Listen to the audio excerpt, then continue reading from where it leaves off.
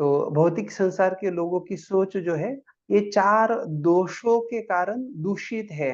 उनका ज्ञान जो है वो अपूर्ण है, और इस कारण से परिपूर्ण स्रोत से ही हमें ज्ञान अर्जित करना चाहिए। तो जब हम कहते कि ये भगवान के द्वारा आए हुए शब्द वेद जो है, तो क्या ऐसा कोई है कि जो ये वेदों का इतिहास ढूंढ के निकाले? आधुनिक समाज में देखा जाता है, लोग बड़े बड़े मतलब विद्वान लोग बड़े आसानी से ये कह देते हैं कि अरे ये बस 2000 बीसी में ऋग्वेद लिखा गया, इसमें 1500 बीसी, ऐसे अलग अलग वो कुछ चीजें बताते हैं जिसका कोई आधार नहीं होता है। बस उनका कुछ तर्क वितर्क और उनका कुछ घटिया संशोधन, उसके आधार पे वो कुछ ऐसी चीजों को बोलते हैं। बल्कि ऐसी गलत जानकारी जो है, ये जो लोग स्पर्धा परीक्षाओं में सम्मिलित होते हैं, जिनको कुछ आईएएस ऑफिसर ऐसे अलग अलग पदों पे जाना है, उनको भी ऐसे कुछ गलत सलत सिखाया जाता है। तो ये आधुनिक प्रशिक्षण जो है, ये स्पष्टता से दर्शाता है कि उनका ज्ञान अपूर्ण है, दोषपूर्ण है। लेकिन जब वेदों का हमारा चर्चा आता है, तो निश्चित रूप से वेदों को आधुनिक समाज के लोग किसी प्रकार से ये कितना भी प्रयास करके उसका इतिहास को नहीं ढूंढ सकते। और ये इसलिए नहीं ढूंढ सकते क्योंकि ये कुछ भौतिक तरीके से उसको ढूंढने का कुछ माध्यम नहीं है। और इसलिए आज तक ऐसा कोई नहीं है जो कह सकते कि वेद कब उत्पन्न हुए वो बता पाए। लेकिन श्रवण के माध्यम से, परंपरा से जो ज्ञान आ रहा है, उससे हमें ये स्पष्ट समझ में आ जाता है कि ये भगवान के स्वयं के शब्द है। और ये, जैसे हमने पहले चर्चा किया, सृष्टि के सृजन के साथ वेदों का उद्गम होता है। तो बाकी जो अन्य अलग अलग ज्ञान की पद्धतियां है, ये सारे में दोष इसलिए क्योंकि ये भौतिक वादी लोग या देवी देवताओं का वो सृजन है। तो इसलिए अगर कोई प्रमाणित संप्रदाय है, तो इसलिए कहा जाता है कि उनका अपना कुछ टीका होना चाहिए।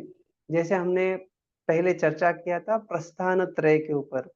प्रस्थान त्रय अर्थात श्रुति, स्मृति और न्याय के ऊपर। तो हमारा जो गौड़ीय संप्रदाय है, इसमें जो आचार्य बलदेव विद्याभूषण, इन्होंने अपनी टीका प्रस्तुत की है।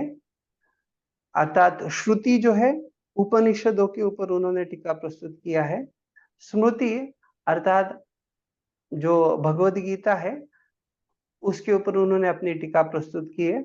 और साथ साथ जो न्याय है, वेदांत सूत्र, उसके ऊपर भी उन्होंने अपनी टीका प्रस्तुत किया है। तो उन्हीं के पद चिन्हों का अनुसरण करते हुए अंतरराष्ट्रीय कृष्ण भावनामृत संघ के संस्थापक आचार्य ऐसी भक्तिवेदांत स्वामी श्रील प्रभुपाद जी ने भी अपनी टीकाओं को प्रस्तुत किया। तो श्रील प्रभुपाद जी ने जो है, जैसे सारे 108 उपनिषदों में 10 प्रमुख उपनिषद है और उसमें ईशोपनिषद प्रमुख है। तो ये ईशोपनिषद जो है, ये श्रुति है। यजुर्वेद जो यासेन संहिता का 40वां अध्याय है, उसमें उस जो पूरा ईशोपनिषद है, उसके ऊपर जो है ये प्रभुपाद जी ने अपना टीका दिया है। साथ साथ भगवत गीता के ऊपर भी टीका है। तो श्रुति स्मृति दोनों हो गया। रह गया अभी न्याय के ऊपर। तो श्रीमद् भागवतम के ऊपर प्रभुपाद जी ने अपनी टीका प्रस्तुत की है। और ये भी विशेष है कि आज के समय में देखा जाए तो शायद से प्रभुपाद जी का ही टीका जो है, वो अंग्रेजी में प्राप्त होने वाला पहला टीका है। और प्रभुपाद जी ने जो है अलग अलग आचार्यों का जो अपना टीका है उसको एक साथ लेके ये अपनी टीका को बड़े अच्छे ढंग से प्रस्तुत किया है। तो ये वैदिक ज्ञान जो है, जैसे यहाँ पे रूपा जी बता रहे, पहले ब्रह्मा जी को दिया गया और फिर उनके द्वारा ये वैदिक ज्ञान बांटा गया था। तो बल्कि ब्रह्मा जी जो है वैदिक ज्ञान के प्रवक्ता है, लेकिन ये आ रहा है किन से? तो भगवान के द्वारा उनको ये ज्ञान प्रदान किया गया है। तो इसलिए वेद जो है ये कोई साधारण निर्मिति नहीं है। जैसे शास्त्रों में कहा गया है, सृजन के पहले केवल भगवान ही थे। शंकराचार्य भी इसको बताते, नारायणो परो अव्यक्तात्, नारायण परो अव्यक्तात्, अर्थात जो नारायण जो है ये सृजन से पहले भी थे। तो दोनों में बड़ा अंतर होता है। अलग अलग प्रकार का जो ध्वनि है, एक होता है प्राकृत ध्वनि और दूसरा होता है अप्राकृत ध्वनि। तो आजकल के जो फिजिसिस्ट या वैज्ञानिक लोग हैं, वो केवल प्राकृत ध्वनि के साथ उनका कुछ संशोधन या कार्यरत रहते हैं। लेकिन हमें जो है, जो वैदिक ध्वनि है उसको परंपरा में समझना चाहिए। और ये वैदिक ध्वनि जो है ये एक अप्राकृत, अर्थात एक तो भगवान से या जिन्होंने ऐसे परंपरा में सुना है उस व्यक्ति के द्वारा हमें प्राप्त होना चाहिए। तो इसलिए हम देखते हैं ये जो परंपरा होता है, जैसे ब्रह्मा जी से नारद मुनि, फिर नारद मुनि के द्वारा व्यास देव जी को, ऐसे ये परंपरा आगे बढ़ता जाता है। आज तक ऐसा कोई भौतिक विद्वान नहीं रहा है कि जिन्होंने वैदिक शास्त्रों के सही समझ को, वैदिक मंत्रों को, उसके उसको अच्छे ढंग से प्रस्तुत किया हो। तो इसीलिए एक आध्यात्मिक गुरु का बड़ा महात्म्य है, महत्व है। भगवत गीता भी ऐसे 4:34 में वगैरह इसका वो महात्म्य अच्छे से बताया। तो शास्त्र कहते कि अगर कोई समझो इतना बार बार कोई कहता है कि परंपरा का महात्म्य है, कौन है? अरुण सिंह किसी को को-होस्ट बना देते हैं, आपको हम बंद कर देंगे। ओके, कैसे बनाना है?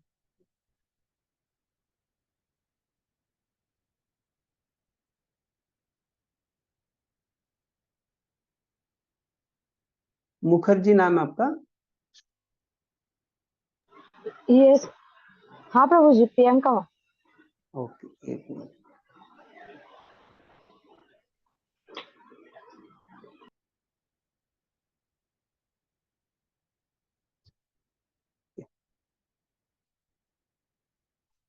तो अगर ऐसे परंपरा में ये ज्ञान को अर्जित नहीं किया गया, तो शास्त्र में पद्म पुराण में कहा गया है निष्फला मतः। तो ऐसा जो अ, अप्रमाणित ज्ञान है वो किसी काम का नहीं है। बल्कि कोई हो सकता है, देखा जाए कि भौतिक दृष्टिकोण से वो बहुत पढ़ा लिखा है, बहुत ज्यादा उसको समझ है, लेकिन वो कुछ काम का नहीं।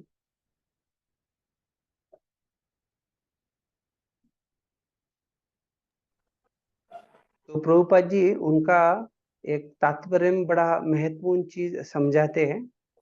वो कहते हैं कि हर एक व्यक्ति को ये याद रखना चाहिए कि, क्योंकि ये भौतिक संसार को मैथुन आगार कहा गया है, तो व्यक्ति की जननेन्द्रिय मैथुन सुख पर स्त्री या पर पुरुष और जो पुत्र है, ये सारे जो है ये भगवान की सेवा के संबंध में है। और जब ये सारे चीजों का भगवान के सेवा में जो संबंध है, जब व्यक्ति उसको भूल जाता है, तो निश्चित रूप से ऐसा व्यक्ति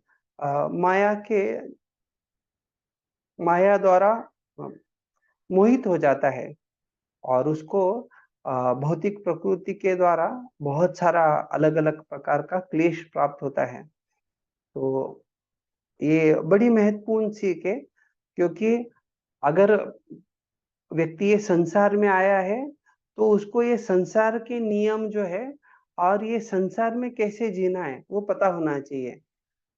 अभी ये कोई ब्रह्मचारी आश्रम रहे, गृहस्थ रहे, सबके लिए ये नियम है।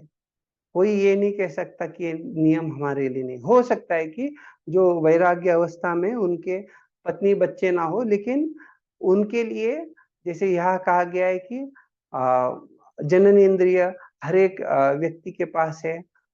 जो मैथुन सुख की इच्छा है, अगर किसी में स्थूल रूप से नहीं तो सूक्ष्म रूप से पहले जन्मों के कारण अलग अलग जो विचार आते हैं, तो ये सारा सोच अगर व्यक्ति को स्पष्टता आ गया, ये सब कुछ भगवान की सेवा के लिए है, अर्थात भगवान की सेवा में सारी चीजों को लगाना है, तभी ये व्यक्ति जो भौतिक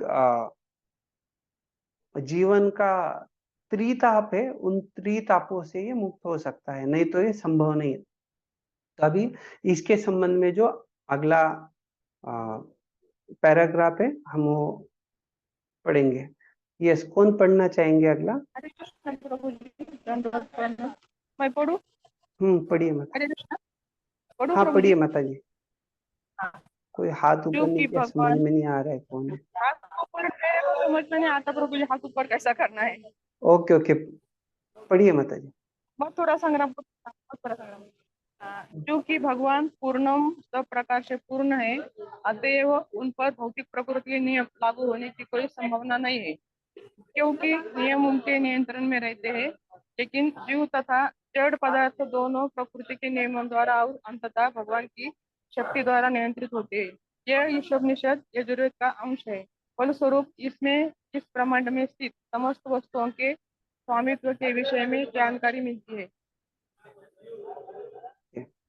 तो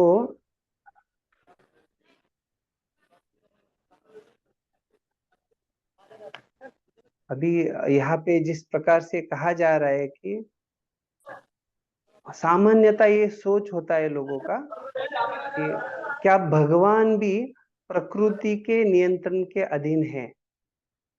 तो इसलिए यहाँ पे प्रभुपाद जी समझा रहे हैं। अभी जैसे हमने कुछ देखा कि कोई सामान्य जीव है तो कैसे वो भौतिक प्रकृति के अधीनस्थ होके तीन तापों से पीड़ित हो सकता है।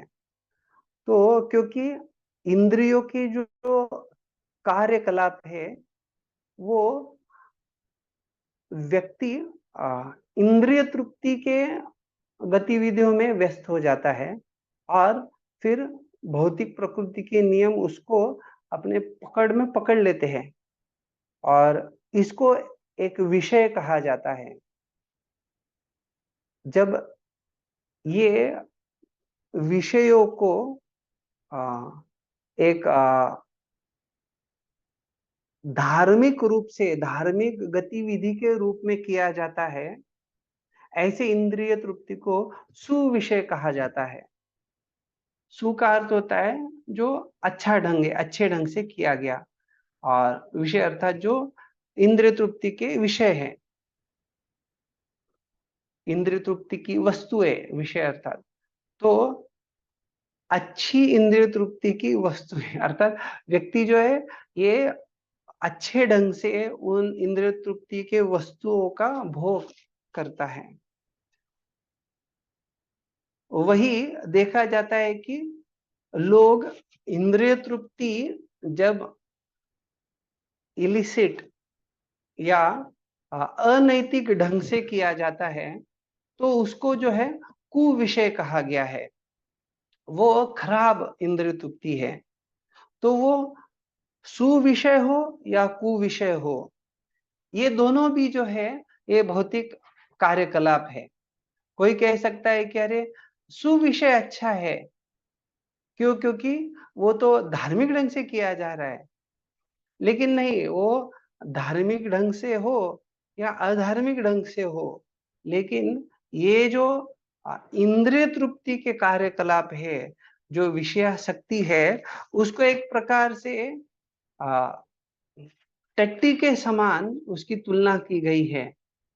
तो इसलिए ये सारी चीजों को हमें नहीं करना चाहिए। तो सुविषय या कुविषय से अगर किसी व्यक्ति को मुक्त होना है, तो उसको चाहिए कि वो जो इंद्रियों के स्वामी है, उनकी सेवा में अपनी इंद्रियों को लगाए, और तभी वो ऐसे भौतिक गुणों के दूषण से मुक्त हो सकता है। बल्कि एक बड़ा अच्छा गीत है जिसमें नरोत्तम दास ठाकुर बहुत अच्छे से समझाते हैं। कर्म कांड ज्ञान कांड केवल विषेर भांड, अमृत बलियाए बखाए, नाना योनि सदा फिरे, कदर्य भक्षण करे, तार जन्म अधपते जाए। तो निश्चित रूप से जब अलग अलग ऐसे योनियों से जीवात्मा घूमता है और कदर्य भक्षण करे, अर्थात जैसे हमने देखा कि उसकी एक विष्ठा के समान उसकी तुलना की गई है, तो ये सारे कर्म कांड ज्ञान कांड ये सारा जो है ये सारा विषयों का खेल है। और जब हम भक्ति में लगेंगे तो वो निश्चित रूप से अमृत है। लेकिन जब भक्ति नहीं करेंगे तो ऐसे अलग अलग योनियों में केवल कदर गंदी चीजों का ही हम भक्षण करेंगे, और उसके कारण और नीचे व्यक्ति और नीचे नीचे जाता है। कारणम गुण संगस्य सद असद योनि जन्मसु। तो निश्चित रूप से व्यक्ति अगर असत संग करेगा तो और नीचे नीचे जाएगा। तो प्रभुपाद जी ने यहाँ पे जैसे बताया है कि भगवान जो है ये भौतिक प्रकृति के नियमों के अधीन नहीं है। तो ये कैसे पता चलेगा हमें? अभी तो हमने ये देखा कि जीवात्मा जो है ऐसे अलग अलग इसमें भौतिक इंद्रिय तृप्ति के कारण अलग अलग विषयों में फंसता है और अलग अलग योनि में घूमता है, और उसको बहुत सारे क्लेश प्राप्त होते हैं। तो भगवान कृष्ण गीता में बताते हैं 4 अध्याय के 14वें श्लोक में, नमाम लिम्पन्ति कर्माणि न मे कर्म फले स्पृहा, इति माम यो जानाति कर्मभिर स न बध्यते। ऐसा जो व्यक्ति है कर्मभिर स न, ऐसे व्यक्ति को उसको कर्म में बांधा नहीं जाएगा। कौन व्यक्ति? जो ये समझ लेता है कि भगवान जो है, भगवान का कर्मों में या कर्म फलों में किसी प्रकार का आसक्ति नहीं है, वो उनको कोई उसमें बाध्य नहीं कर सकता है, न लिम्पंती। तो ऐसा समझने वाला व्यक्ति जो है कि जिसने समझ गए कि भगवान को कर्मों में कोई बाध्य नहीं कर सकता और भगवान का कर्म फल में किसी प्रकार का स्पृहा, किसी प्रकार का आसक्ति नहीं है, तो ऐसा व्यक्ति भी जो है वो अपने कर्म बंधन से मुक्त हो जाता है। तो जो व्यक्ति भगवान के बारे में ये समझ जाता है वो कर्म बंधन से मुक्त हो जाता है। तो ऐसा कैसे संभव है कि भगवान जो है वो खुद अपने आप को ये भौतिक प्रकृति के नियमों से बचा नहीं सकते? तो ऐसा संभव है क्या? तो ऐसा संभव नहीं है। तो बल्कि प्रभुपाद जी समझाते हैं भगवान जो है ऐसे गतिविधियों से, भौतिक प्रकृति गतिविधियों से कभी उनके ऊपर कोई भी असर नहीं होता, कोई परिणाम नहीं होता है। बल्कि भगवान अपने अलग अलग अवतारों में आएंगे, अलग अलग गतिविधियां करेंगे, और जब वो अलग अवतारों में आ रहे तो उनके अलग अलग व्यक्तिमत्व रहेंगे। जैसे भगवान राम अवतार में आके बहुत सारे ये कुछ ही समय में 14,000 असुरों का आ, वध कर दिया। अभी ये इतने सारे वध किए, क्या उनको उन ये ऐसे हत्या का फल प्राप्त होगा क्या? तो नहीं, भगवान जो है ऐसे गतिविधियों से उनके ऊपर कोई भी असर परिणाम नहीं होता है। क्यों? क्योंकि बाहर के लोगों की ये गलत धारणा होती है। वो कहेंगे क्योंकि भगवान राम ने चुपके से वाली का वध किया, तो उसके परिणाम स्वरूप जब भगवान कृष्ण अवतरित हुए तो उनको बाण लग गया या उनको बाण से मारा गया। तो ये सारा जो आ, भौतिक दुनिया में बाहर लोग चर्चा करते हैं, ये गलत सोच है। इसका कोई भी आधार नहीं है, शास्त्रों में ऐसे इसको कुछ सम्मति नहीं है। तो इसलिए ये स्पष्ट होना चाहिए कि भगवान जो है किसी भी कर्म के बंधन में फंसते नहीं हैं। तो 9वें अध्याय के 10वें श्लोक में भगवान बताते, मयाध्यक्षेण प्रकृति ही सूयते सचराचरम हेतुनानेन कौन्तेय जगत विपरिवर्त। तो भगवान कह रहे कि मया अध्यक्षेण, भगवान की अध्यक्षता में सारी जो सृष्टि वो कार्यरत है, और उसमें सारे चर अचर, सारे जो सृष्टि है, सब कुछ जो है भगवान के नियंत्रण में ही कार्य करती है। तो ये हमें स्पष्टता होना चाहिए। लेकिन फिर कोई कह सकता है कि भगवान तो भौतिक प्रकृति के ऊपर अपना दृष्टि डालते हैं, तो निश्चित रूप से उनकी तरफ से कुछ तो कार्य हो रहा है। तो शास्त्र में कहा गया है कि उसके बावजूद भी है, भगवान को ये भौतिक सृष्टि का जो प्रकटीकरण है, उसको प्रत्यक्ष रूप में भगवान को उससे कुछ भी लेना देना नहीं। तो ये स्मृतियों के आधार पे हम समझ सकते हैं। तो स्मृतियों में बड़ा सुंदर उदाहरण दिया है कि जैसे कोई सुगंधी फूल होता है, जब किसी के सामने लेके जाते हैं या किसी को सूंघने के लिए दिया जाता है, तो उसका जो सुगंध है, वो सुगंध लेने वाला व्यक्ति जो है वो सुगंध लेता है। अपनी जो ग्रहण, वो जो उनकी सुगंध लेने की शक्ति है, उसके द्वारा वो फूल का सुगंध लेता है। लेकिन उसके बावजूद जो है, जो सुगंध लेने की क्षमता और फूल, ये दोनों जो है ये एक दूसरे से विरक्त है। उसी प्रकार से भौतिक जगत और भगवान, ये दोनों एक दूसरे से अलग है। भगवान को भौतिक जगत के साथ कुछ भी करना नहीं है। उनके केवल अपने दृष्टि से भगवान ये भौतिक संसार को बनाते हैं और उसका सब कुछ कार्यरत होता है। तो सारांश रूप में जो है, ये भौतिक प्रकृति जो है, ये भगवान के अध्यक्षता के बगैर कुछ भी कार्य नहीं कर सकती। तो भगवान के अध्यक्षता में ही वो अपना कार्य करती है, और उसके बावजूद भगवान जो है ये सारे भौतिक कार्यकलापों से विरक्त है। तो प्रभुपाद जी यहाँ आगे बतला रहे कि यह ईशोपनिषद यजुर्वेद का अंश है, फलस्वरूप इसमें ब्रह्मांड में स्थित समस्त वस्तुओं के स्वामित्व के विषय में जानकारी मिलती है। तो ये यजुर्वेद जो है, ये वाजसनी संहिता जो है उसका एक भाग है। वाजसनी, ये जो है वाजसनेय बोल के एक ऋषि है, उनके नाम से ये वाजसनेयी संहिता आती है। तो इसमें 30 और 31 अध्याय जो है ये बहुत प्रसिद्ध है। जो अलग अलग प्रकार के यज्ञ, अलग अलग विधियों में इसको गाया जाता है, जिसको पुरुष सूक्त कहा जाता है। और जैसे हमने बताया कि जो 40वां अध्याय है वो ईशोपनिषद है। तो ये प्रत्यक्ष रूप से श्रुति है। अभी अगला जो है पैराग्राफ, कोई पढ़ना चाहेंगे?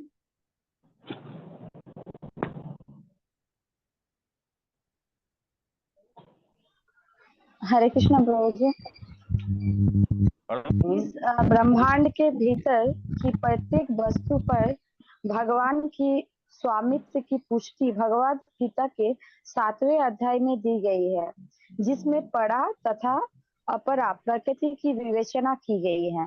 प्रकृति के सब तत्व पृथ्वी, जल, अग्नि, वायु, आकाश, मन, बुद्धि तथा अहंकार भगवान की अपरा अर्थात भौतिक शक्ति अपरा प्रकृति से संबंधित है, जबकि जीव अर्थात चेतन शक्ति भगवान के उच्चतर शक्ति प्रका प्रकृति है। ये दोनों ही प्रकृतियां या शक्तियां भगवान से अद्भुत है और अनंतता जो कुछ भी विद्यमान है उस सब के नियंता भगवान ही है। ब्रह्मांड में ऐसी कोई वस्तु नहीं है जो परा या अपरा प्रकृति के अंतर्गत ना हो, इसीलिए प्रत्येक वस्तु उन परम पुरुष की संपत्ति है। हरे कृष्णा। ये जो है ये विषय अभी प्रभुपाद जी ने जैसे बताया, भगवद गीता का जो 7वां अध्याय है उसका 4था और 5वां श्लोक है, जिसमें भगवान बोलते भूमिरापो नलो वायु खम मनो बुद्धिरेव च अहंकार इति हम्मे भिन्ना प्रकृतिरष्टधा। तो पृथ्वी, आप, जल, अनलह, अग्नि, वायु और खम अर्थात आकाश, ये पंच महाभूत है। मन, बुद्धि और अहंकार, ये तीन जो है ये सूक्ष्म जड़ तत्व है। तो ऐसे पंच महाभूत 5 स्थूल जड़ तत्व और ये 3 मन, बुद्धि, अहंकार सूक्ष्म जड़ तत्व जो है, इसे ये 8 जो है भगवान कह रहे मेरी विभक्त या भिन्न प्रकृति है। निश्चित रूप से पंच महाभूतों में भी उसमें सूक्ष्मता धीरे धीरे बढ़ती है, लेकिन ये जो मन, बुद्धि, अहंकार है थोड़े ज्यादा सूक्ष्म है।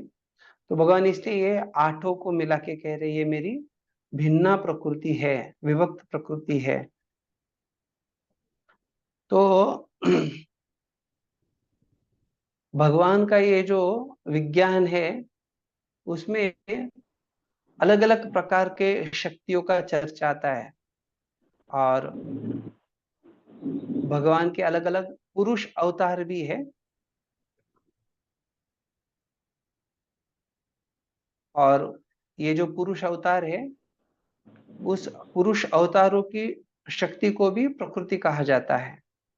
तो जो सात्वत तंत्र है उसमें एक श्लोक आता है जिसमें ये भगवान के जो पुरुष अवतार है उसके बारे में एक संदर्भ दिया है, उल्लेख हमें प्राप्त होता है। विष्णुस्तु त्रीणि रूपाणि पुरुषाख्यान्यथो विदुः एकं तु महतः सृष्ट द्वितीयं त्वण्ड संस्थितं तृतीयं सर्वभूतस्थं तानि ज्ञात्वा विमुच्यते। तो कहा गया है कि 3 प्रकार के त्रीणि रूपाणि, और अगर कोई व्यक्ति ये तीनों रूपों को समझ सकता है, 3 विष्णु रूपों को, तो ऐसे व्यक्ति को जो है ये भवबंधन से छुटकारा प्राप्त होता है। तो ये 3 रूप कौन कौन से होते हैं? तो पहला जो है महाविष्णु है, जो सारा भौतिक शक्ति का जो महत्त्व है उसको उत्पन्न करते हैं। तो आपने वो तस्वीर देखा रहेगा कि महाविष्णु जो है कारणोदक्षयी सागर पे लेटे हुए हैं और उनके हर एक रोम रोम से ब्रह्मांड निकल रहे हैं। फिर वो जो फोटो है या तस्वीर है उसमें आपको दिखेगा फिर भगवान जो है हर एक ब्रह्मांड में प्रवेश करते हैं। द्वितीयम तु अंड संस्थितम, अंड अर्थात ब्रह्मांड जो है उस ब्रह्मांड में स्थिति निवास करते हैं, तो वो द्वितीय है। तो महाविष्णु से फिर ये गर्भोदक्षाई विष्णु है जो दूसरे हैं, जो ब्रह्मांड में प्रवेश करते हैं और उनके कारण जो है अलग अलग प्रकार की विविधता हमें उसमें प्राप्त होती है। तृतीय जो है तृतीयम सर्वभूतस्थम, तो तीसरे विष्णु जो है क्षीरोदक्षाई विष्णु, फिर गर्भोदक्षाई से ये क्षीरोदक्षाई विष्णु, ये जो है ये सर्वभूतस्थम अर्थात ब्रह्मांड में वो हर जगह पे परमात्मा के रूप में सर्वव्यापी है। बल्कि जो ब्रह्म संहिता का श्लोक आता है उसमें कहा गया है अंडांतरस्थ परमाणुच, तो कहा गया है कि भगवान परमाणु में भी विद्यमान है। तो इसको जो लोग समझ जाते हैं तो वो लोग जो है भौतिक बंधन से मुक्त हो जाते हैं। तो भगवान की जो कई सारी शक्तियां है उसमें से ये भौतिक जगत एक बस क्षणिक प्राकट्य है, कुछ समय के लिए ये प्रकट रूप में रहता है। जैसे गीता में कहा गया है कि भूतवा भूतवा प्रलीयते, वो बार बार जो है उसका सृजन होगा और उसका संहार होगा। तो भगवान एक जो हम आध्यात्मिक चर्चा और भौतिक जगत के संबंध में भगवान की चर्चा, तो जैसे ये पुरुष अवतारों का बात आता है तो भगवान के संबंध में जो भी भौतिक जगत का चर्चा है वो यहाँ से शुरू होता है, अर्थात महाविष्णु, कारणोदक्षाय विष्णु, गर्भोदक्षाय विष्णु और क्षीरोदक्षाय विष्णु, अर्थात ये तीन जो है इनसे संबंधित ये सारा भौतिक जगत का कार्यकलाप होता है। अन्यथा देखा जाए तो जब ये कहा जाता है कि भगवान अपने धाम में गोलोक में ही हमेशा निवास करते हैं, गोलोक में व निवसति अखिलात्म, तो भगवान जो है अपने धाम में निवास करते हैं। तो ये सृष्टि का जो सारा कार्य है ये उनके विस्तार से ये सब कुछ चलता है, तो हमें ये जानना बड़ा महत्वपूर्ण है। अगर कोई व्यक्ति भगवान के इस तत्व को नहीं समझता है तो उसके लिए एक धारणा हो जाता है कि संसार जो है सारे जीवात्माओं को, सारे जीवों के लिए एक भोग का साधन है। तो प्रभुपाद जी बल्कि ये भी कहते हैं कि केवल ऐसा नहीं कि जो पुरुष है उसमें पुरुष की धारणा है, बल्कि जो स्त्री भी है उसमें भी पुरुष की धारणा है। तो पुरुष का भाव या पुरुष की धारणा, इसका अर्थ क्या कि भोग करने की मानसिकता। तो भौतिक शक्ति पे नियंत्रण करना और उसको भोग करना। लेकिन जो हम भगवत गीता, भागवतम, वैदिक शास्त्रों से अच्छे समझते, ये जो निष्कर्ष निकलता है ये निष्कर्ष सही नहीं है। क्यों? क्योंकि भगवान कृष्ण जो है ये इसके बारे में स्पष्टता देते कि जीवात्मा जो है ये भौतिक जो हमने 8 शक्तियों का चर्चा किया इससे पृथक है। जैसे बहुत बार होता है जो निर्विशेषवादी लोग रहते हैं उनके लिए ब्रह्म ज्योति है वो वही उनका एक सर्वोच्च सोच रहता है, और उनका ये कहना है कि ब्रह्म ज्योति में किसी भी प्रकार की विभिन्नता नहीं होती है। बल्कि देखा जाए तो स्वयं रूप से उनके जीवन में उनका अपना जो सोच है उसमें अलग अलग प्रकार की विविधता को स्वीकार करते हैं। लेकिन जब वो अपने जीवन में नैराश्य को प्राप्त होते हैं अलग अलग संबंधों में, तो उनको लगता है कि अंतिम सत्य जो है वो उसमें किसी भी प्रकार की ऐसे संबंध नहीं होने चाहिए, तो फिर वो ऐसे निर्विशेषवाद की तरफ झुकाव लेते हैं। तो आध्यात्मिक जगत जो है वहां पे ऐसे ये जो हम परमात्मा का अभिव्यक्ति यहाँ पे देखे वो वैसा वहां पे नहीं है। तो हमने अभी यहाँ जो आपको बतलाया कि जीवात्मा जो है ये पृथक है ये शक्तियों से, तो इसका स्पष्टीकरण जो है वो भगवान अपने अगले श्लोक में स्पष्टता से देते हैं। तो भगवान कहते हैं अपरेयम इतस्त्वन्याम प्रकृतिम विद्धि में पराम जीवभूता महाबाहो येदम धार्यते जगत। तो कहते हैं कि अपरेयम इतस्त्वन्याम, जो अपरा या निकृष्ट है, जड़ है, इसके अलावा अन्याम मेरी परा प्रकृति है। तो कौन सी है? जीवभूताम, तो सारे जो जीव जो है, जिनके जो यहाँ पे प्रकृति के साधनों का इस्तेमाल करना चाहते हैं, उसका विदोहन करना चाहते हैं, भोग करना चाहते हैं, तो ऐसे जो जीव शक्ति है, ये मेरी अन्य पराशक्ति है। इसके बारे में भगवान यहाँ स्पष्टता देते हैं। तो दोनों शक्तियां, एक पराशक्ति और अपराशक्ति।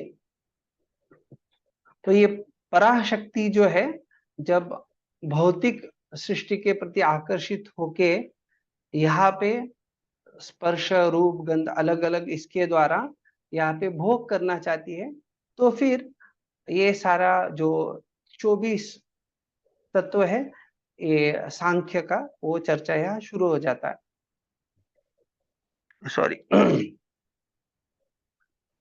तो दोनों भी चर अचर, भौतिक प्रकृति भी है और जीवात्मा भी जो है, ये दोनों भगवान के अधीनस्थ है।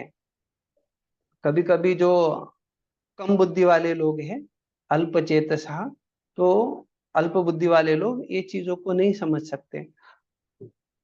तो श्रीमद् भागवतम में दशम स्कंद का एक श्लोक है, 10वें स्कंद का 87वां जो 87 अध्याय है, उसमें ये 30वां श्लोक है, जिसमें बड़ा अच्छा बतलाया गया है कि कैसे जीव और भगवान जो है, उनमें बड़ा अंतर है।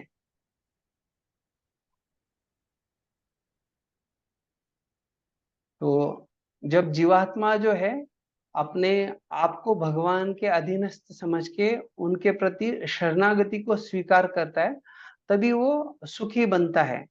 लेकिन जो लोग अद्वैतवाद के बारे में, उसके आधार पे ये सोच रखते हैं कि जीव और भगवान एक है, तो ऐसे लोग जो है वो प्रदूषित बुद्धि वाले, प्रदूषित मत वाले होते हैं।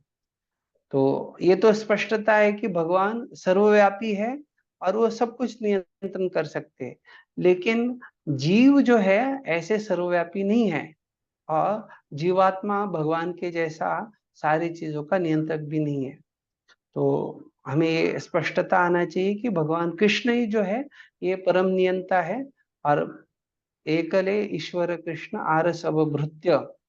तो बल्कि बाकी अन्य अन्य जो भगवान का स्वयं का विस्तार भी जो है, वो भी भगवान के प्रति एक सेवक का भाव रखते हैं। तो ये चैतन्य चरितामृत में स्पष्टता से दिया गया है, तो ये हमें समझना चाहिए। तो इसलिए यहाँ पे प्रभुपाद जी ने जो कहा है कि ये दोनों शक्तियां जो है, एक पराशक्ति और अपराशक्ति जो है, ये भौतिक शक्ति से संबंधित है।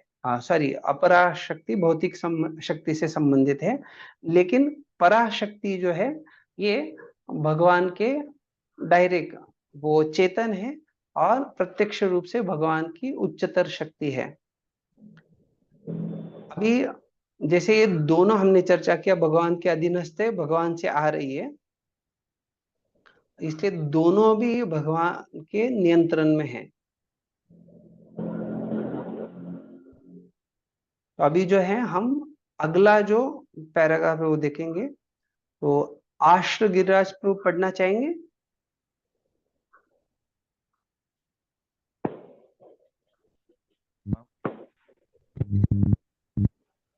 हरे कृष्णा। हरे कृष्णा। प्रभु जी मैं पढ़ रहा हूँ। ओके, हरे कृष्णा। अग्नि के प्रकाश से की जाती है। हाँ प्रभु जी। अग्नि के ताप तथा प्रकाश से की जाती है। अग्नि जिस प्रकार ताप के रूप में अपनी शक्ति का वितरण करती है, उसी प्रकार भगवान प्रकारों से अपनी शक्ति का प्रदर्शन करते हैं। इस प्रकार वे परम नियंता, सभी के इनका सभी के पालक हैं। आदेशक हैं वे सभी शक्तियों के स्वामित्व, प्रत्येक वस्तु की परम ज्ञाता, हर एक को लाभ देने वाले हैं। वे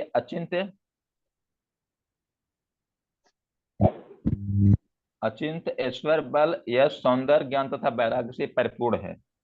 हरे कृष्ण। धन्यवाद प्रभु जी। तो यहाँ पे प्रभुपाद जी स्पष्टता दे रहे हैं किस प्रकार से, जैसे हमने पिछले कक्षा में चर्चा किया था कि भगवान पूर्ण है, या हम पूर्ण का चर्चा कर रहे थे। तो जब यहाँ कहा गया कि भगवान एक पूर्ण पुरुष है, तो अर्थात उनको बाहरी रूप से किसी के मदद की, किसी के ऊपर निर्भर रहने की जरूरत नहीं है। यहाँ पे प्रभुपाद जी उदाहरण दे रहे, अग्नि के साथ जो तुलना है उसमें अग्नि का ताप तथा अग्नि का प्रकाश, ये उनका दोनों विस्तार है। अग्नि जिस प्रकार ताप तथा प्रकाश के रूप में अपनी शक्ति का वितरण करती है, उसी प्रकार भगवान विभिन्न प्रकारों से अपनी शक्ति का प्रदर्शन करते हैं। तो एक दृष्टिकोण से, एक भौतिक उदाहरण से ये उपमा के द्वारा हमें समझाया जा रहा है।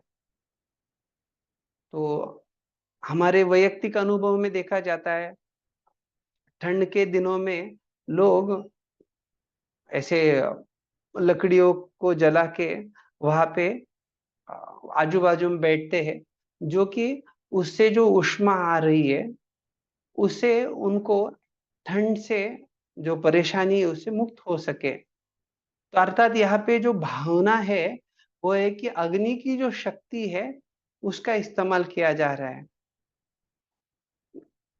कुछ कुछ जगह पे अग्नि के द्वारा जो एक प्रकाश है, उस प्रकाश का भी लाभ होता है।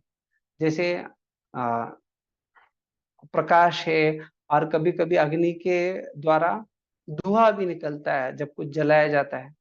तो बहुत बार अगर कोई जंगल में वगैरह फंस गया है, तो वो लोग जो है, मिलिट्री वाले कोई लोग या कोई आकाश से जा रहे, वो लोग मदद करना चाहिए, ऐसे उनकी जब आशा रहती है, तो ऐसे कुछ जलाते हैं, और उससे फिर अगर अच्छा सौभाग्य है तो उनका जान बच जाता है।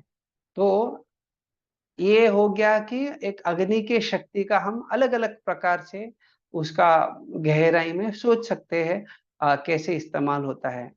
उसी प्रकार से भगवान की जो विभिन्न शक्तियां है वो तो अनगिनत है, और उसका भगवान अलग अलग प्रकार से वो प्रदर्शन हमें देखने को मिलता है। तो यहाँ पे एक संक्षिप्त रूप में प्रभुपाद जी बता रहे हैं कि भगवान परम नियंता है, सभी के पालक है और आदेशक है। तो भगवान अपने शक्ति से सारे चीजों को कैसे नियंत्रित करते हैं, और विशेष रूप से इसके पहले वाले पैराग्राफ में हमने देखा कि भगवान अपने पुरुष अवतारों के द्वारा, उनका जो बस एक विस्तार है, उसके द्वारा सारा भौतिक सृष्टि को नियंत्रित कर रहे हैं। और कैसे भगवान सभी के पालक है। भगवान जो है आध्यात्मिक जगत में सबको पोषण प्रदान करते हैं, साथ साथ भौतिक जगत में सभी को पोषण प्रदान करते हैं। बल्कि देखा जाए तो कोई व्यक्ति जो भगवान में विश्वास नहीं करता है, तो ऐसे व्यक्ति को भी भगवान पोषण प्रदान करते हैं।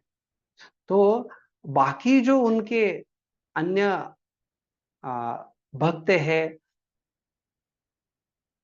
उनको अलग अलग प्रकार से उनके साथ आदान प्रदान करते हैं, क्या भगवान उनको पोषण प्रदान नहीं करेंगे? तो निश्चित रूप से भगवान जो है सभी को पालन करते, सभी का पोषण करते हैं। और भगवान जो है वो आदेशक है, तो भगवान के आदेश से ही सब कुछ चलायमान होता है। बल्कि ये कहा जाता है कि जो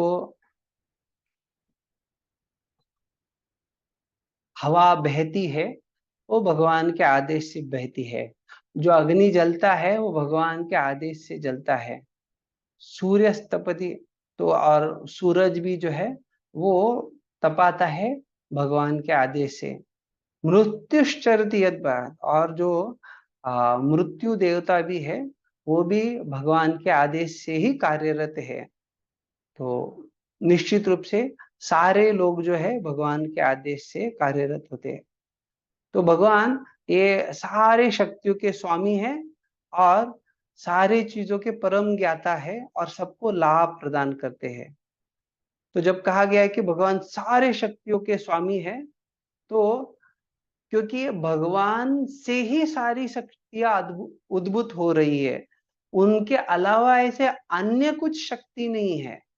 जैसे कोई मूर्ख व्यक्ति ये कह सकता है कि भगवान किसी दूसरे शक्ति से प्रभावित होके वो कुछ मायाधीन हो जाते हैं, या भगवान जो है भूल जाते हैं, ऐसे कुछ किसी कभी कभी जो अल्पज्ञानी लोग ऐसे कहते हैं।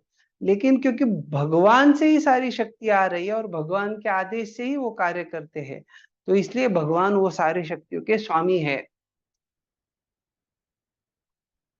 अभी सब कुछ भगवान से आ रहा है, सब में भगवान के इच्छा से, भगवान के द्वारा ही वो सब कुछ कार्यरत है। इसीलिए भगवान सारे चीजों के बारे में परम ज्ञाता है। और क्योंकि भगवान जो है सबके हितैषी है, सबका अच्छा चाहते हैं, तो इसलिए उनको सब कुछ ज्ञात होते हुए भी वो सबको लाभ प्रदान करना चाहते हैं। तो यहाँ पे बताया गया कि वे अचिंत्य ऐश्वर्य बल, तो षडैश्वर्यों से भगवान परिपूर्ण है। तो यहाँ पे इसका स्पष्टता दिया गया है। अभी जो है कोई अगला पैराग्राफ पढ़ेंगे। हाँ, हरे कृष्ण नित्यानंदिनी प्रभु जी, माता मैं जी। पढ़ता हूँ ओके, प्रभु जी। हरे हरे कृष्णा। कृष्ण प्रभु जी। हम माता जी जी पढ़ो। पढ़िए, फिर आश्रय गिरिराज प्रभु आप पढ़िए। अतएव मनुष्य। हरे कृष्णा। हरे कृष्ण प्रभु जी, मैं पढ़ूँ या प्रभु जी पढ़ रहे हैं? कोई तो एक पढ़िएगा और फिर अगले इसमें अगले भक्त पढ़िए। प्रभु जी आप अब पढ़ मैं लीजिए, मैं अगला पढ़ लेती हूँ, कोई बात ठीक, नहीं। ओके। हरे कृष्णा। अतएव मनुष्य को इतना बुद्धिमान तो होना ही चाहिए कि वह यह जान ले कि भगवान के अतिरिक्त अन्य कोई किसी वस्तु का स्वामी नहीं है। मनुष्य को केवल वे ही वस्तुएं स्वीकार करनी चाहिए जो भगवान ने उसके लिए नियत कर दी है। उदाहरणार्थ, गाय दूध देती है किंतु वह उस दूध को भी पीती नहीं। वह घास खाती घास तथा भूसा खाती है और उसका दूध मनुष्य को भोजन कहलाता है। ऐसा है स्वास्थ्य भगवान की व्यवस्था भगवान की। अतः हमें उन्हीं वस्तुओं को संतुष्ट रहना चाहिए जिन्हें उन्होंने हमारे लिए नियत कर दिया है, और हमें सदैव स्मरण रहना चाहिए कि हमारे पास जो भी वस्तुएं हैं वे वास्तव में किसकी है। आगे लो धन्यवाद प्रभु प्रभु जी। जी। अभी यहाँ पे जो है स्पष्टता दिया जा रहा है कि मनुष्य के पास इतना तो बुद्धि, या मतलब भगवान ने बुद्धि दिया है तो इतना उसको बुद्धिमान होना चाहिए कि भगवान ही सारी चीजों के स्वामी है। भोक्तारम यज्ञ तपसाम सर्वलोक महेश्वरम। तो भगवान जो है सर्वलोक महेश्वरम, वही सारे सब कुछ जो विद्यमान है दृश्य अदृश्य रूप में, सारे चीजों के स्वामी भगवान है। और भगवान के द्वारा उनके लिए जो नियत की गई है या दी गई वस्तु है, उनको ही उन्हें स्वीकार करना चाहिए। दूसरों का जो कोटा है, दूसरों की वस्तुओं को उन्हें नहीं लेना चाहिए। तो प्रभुपाद जी बड़ा सुंदर उदाहरण दे रहे कि कैसे गाय जो है दूध देती है। अभी बल्कि आप किसी मशीन में अगर घास और भूसा डालेंगे तो दूसरी तरफ से दूध नहीं निकलता है। और जब कभी ऐसा सवाल उठता है कि अगर ये, जैसे प्रभुपाद जी कहते कि ये गाय के खून का ही एक रूपांतर है, ये जो दूध है, लेकिन हम गाय के खून को निकाल नहीं रहे हैं, हम गाय के दूध को निकाल रहे हैं। और अगर गाय का दूध जो आ, भगवान की योजना से प्रकृति के द्वारा ऐसा गाय को बनाया गया है कि वो ज्यादा मात्रा में दूध बनाती है, जो कि उसके बछड़े को भी पिला के बहुत ज्यादा मात्रा में रहता है, जिसको नहीं निकाला तो उसके सेहत के लिए अच्छा नहीं, गाय के सेहत के लिए, तो निकालना चाहिए। और वो दूध जो है वो मनुष्यों को स्वीकार करना चाहिए।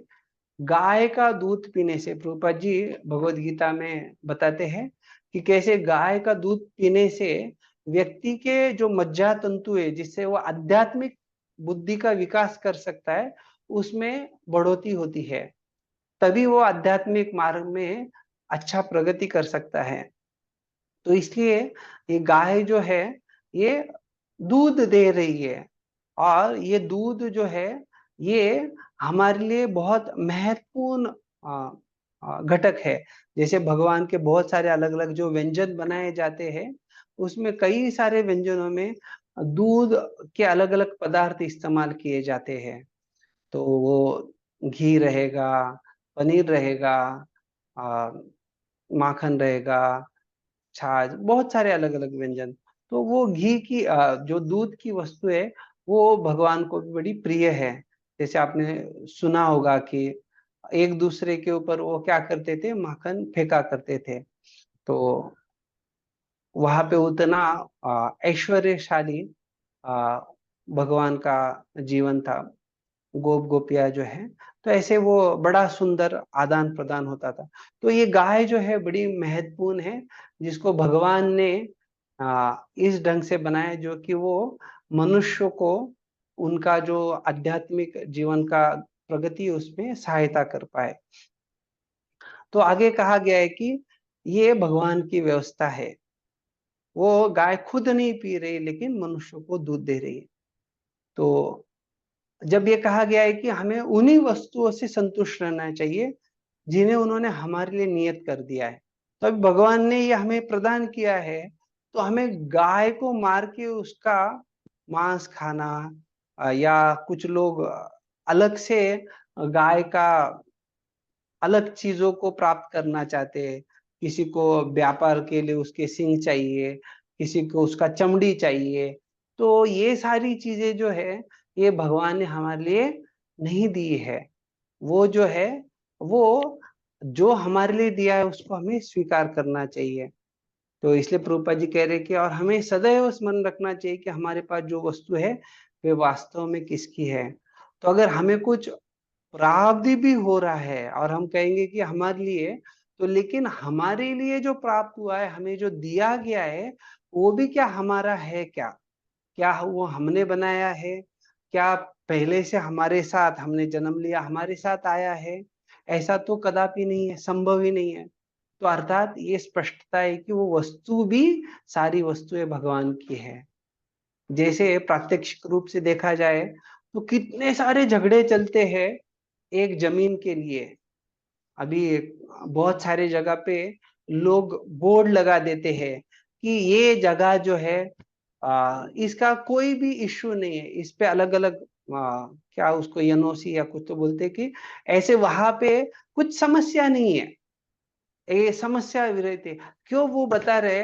क्योंकि इतनी सारी जगह है, एक जगह पे चार चार लोग अपना स्वामित्व जता रहे हैं, उसके लिए कोर्ट केसेस या बहुत सारा चीजें चलता रहता है। तो इसका अर्थ क्या है कि लोग जो है वो ये स्पष्टता से नहीं जानते हैं, क्या ये जगह हमारे पहले किसका था, अभी हम इसके ऊपर हमारा स्वामित्व जताएंगे, कितना समय तक हम स्वामित्व जता सकते हैं?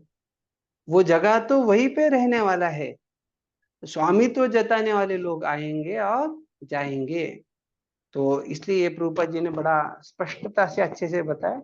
और ऐसे बहुत सारे उदाहरणों को आप चिंतन करना चाहिए, उसके बारे में सोच के उसके आधार पे ये तत्वों को अच्छे से समझ लेना चाहिए कि जो भी हमारे लिए दिया है भगवान ने, भगवान की व्यवस्था के द्वारा जो भगवान की नियम है, उन नियमों के अधीन हमें प्राप्त है, उसको ही हमें स्वीकार करना है।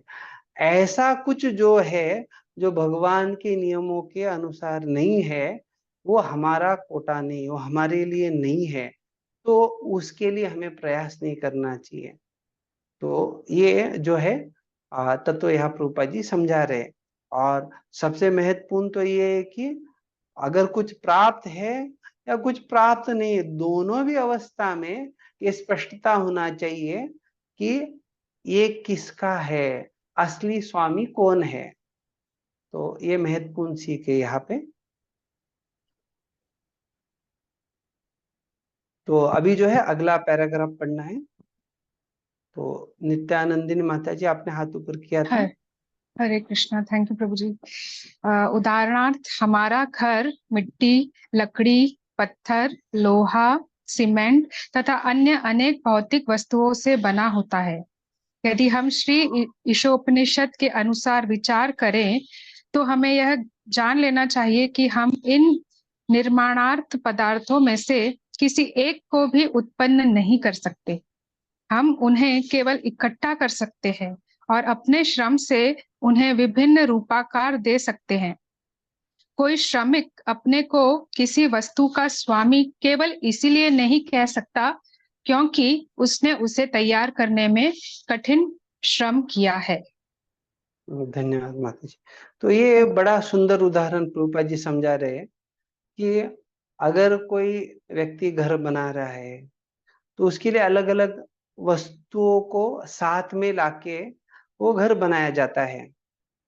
कोई अगर टेबल बना रहा है तो उसके लिए अलग अलग जो चीजें जरूरी है, वो कारपेंटर या जो भी व्यक्ति रहेगा वो उसको साथ में लाके उसको बनाएगा। कबर्ड बहुत सारी अलग अलग वस्तुएं हैं जो हमारे दैनंदिन जीवन में हम उसका इस्तेमाल करते हैं, उसका उपयोग किया जाता है। तो वो सारी चीजों का किसी ना किसी प्रकार से संगठन किया जाता है और फिर उनको इकट्ठा लाके उसके ऊपर किसी ना किसी प्रकार से कार्य श्रम किया जाता है और उसको आकार प्राप्त होता है। लेकिन इसमें से कोई भी चीज ऐसी नहीं है कि जो कोई दावा करे कि कहे कि हम इसके स्वामी है। अगर कोई उन चीजों को साथ ला रहा है और उसके आधार पे कोई कहेगा क्योंकि हमने इसके लिए श्रम किया है तो हम स्वामी है, तो वो तो एक प्रकार की मूर्खता है। क्योंकि हमने देखा है कि बहुत बार कोई व्यक्ति अगर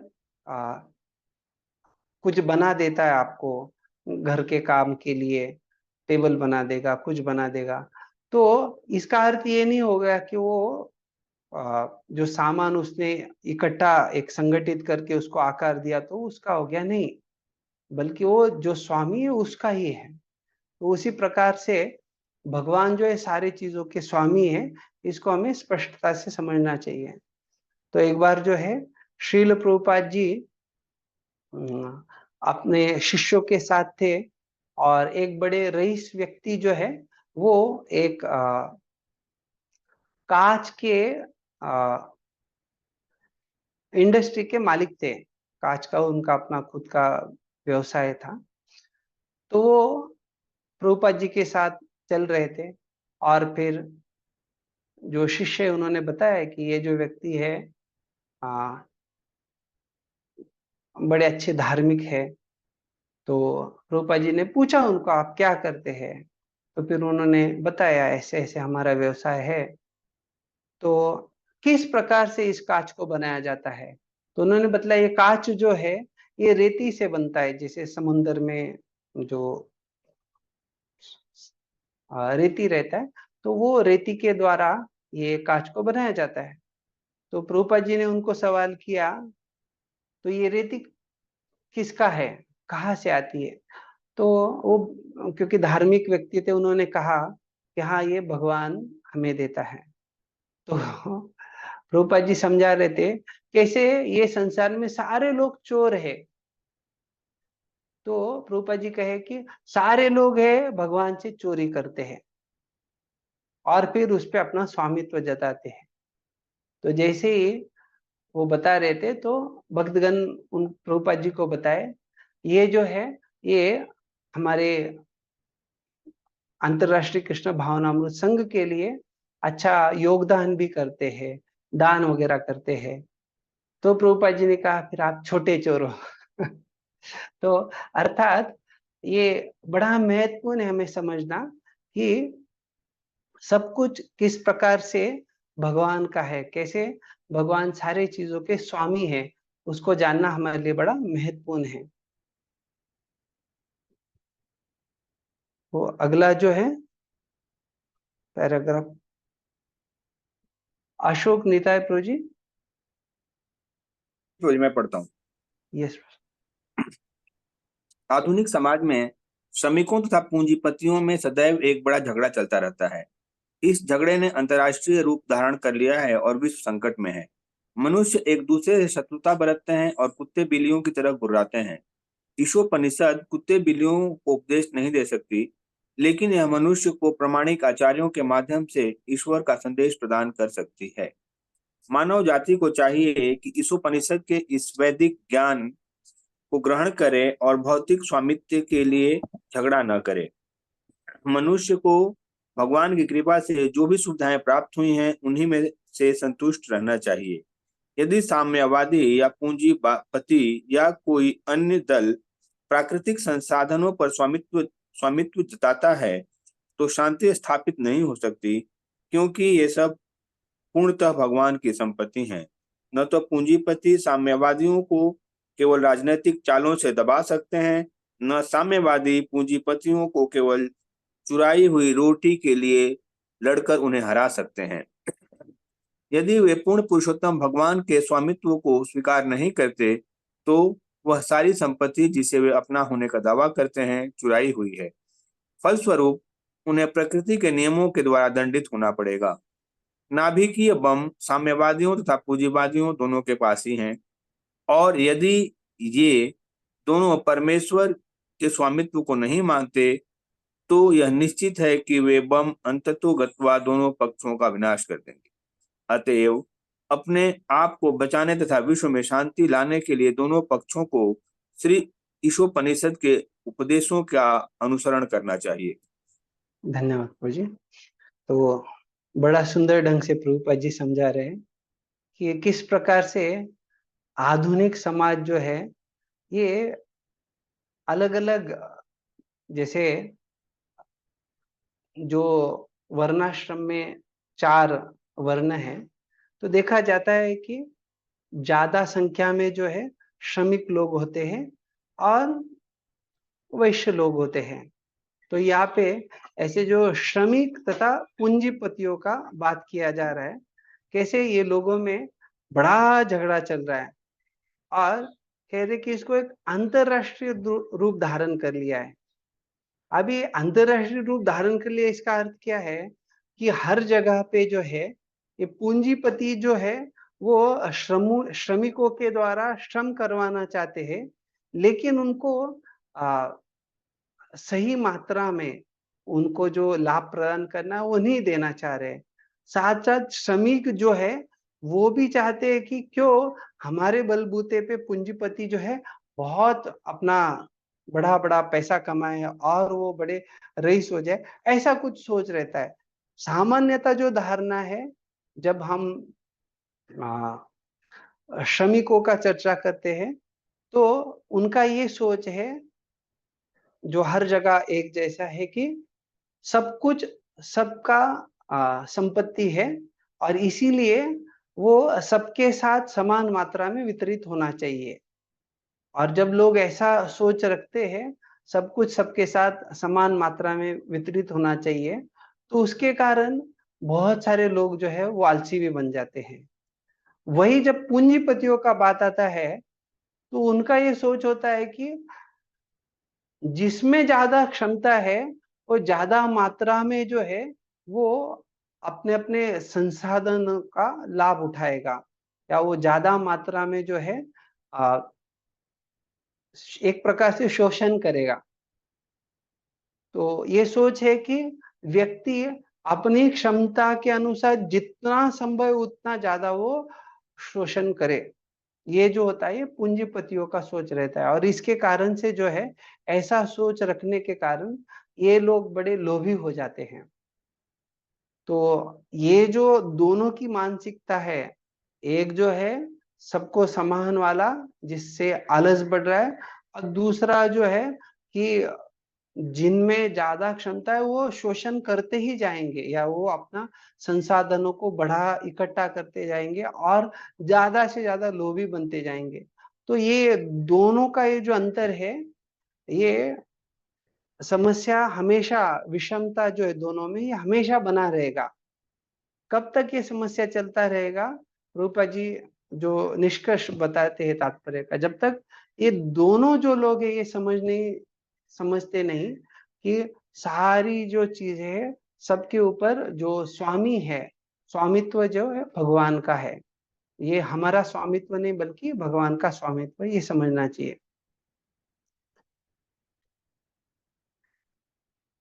तो अभी जो है हम अगला, इसमें वैसे बहुत सारा अलग अलग विषय है चर्चा के लिए।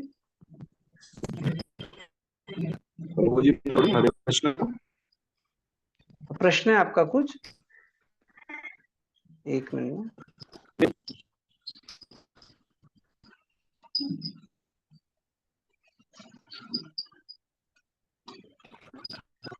इतना एक आखिरी पैराग्राफ करके फिर हम सवाल लेंगे, ठीक है? संजीव सिंह प्रो जी, ये पढ़ेंगे? ये आपका सवाल है क्या? हाँ प्रभु जी, हरे कृष्ण बोलिए। मनुष्य कुत्ते, हाँ वहां नहीं से पढ़ना। सवाल नहीं है, पढ़ने की।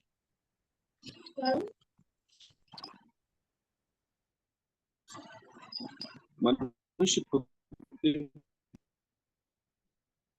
की तरह लड़ने झगड़ने के निमित्त नहीं बने हैं,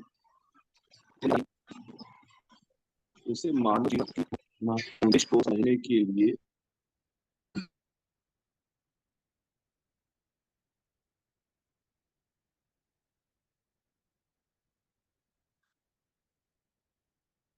वैदिक साहित्य मानवता के लिए जी आपका आवाज नहीं आ रहा है, कोई अन्य पढ़ सकता है क्या? विजयों के लिए नाशों का वध करते हैं।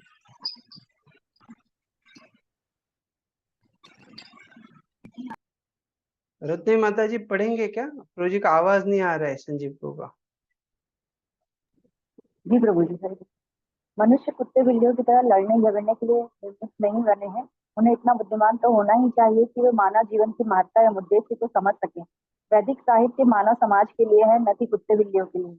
कुत्ते बिल्लियां अपने भोजन के लिए किसी पाप के भागी बने बिना अन्य पशुओं का वध कर सकते हैं, किंतु यदि कोई मनुष्य अपने अनियंत्रित स्वार्थ ग्रंथियों की तुष्टि के लिए किसी पशु का वध करता है तो वह प्रकृति के नियमों को तोड़ने के लिए उत्तरदायी होता है। फलस्वरूप उसे दंडित होना पड़ेगा। हरे कृष्ण।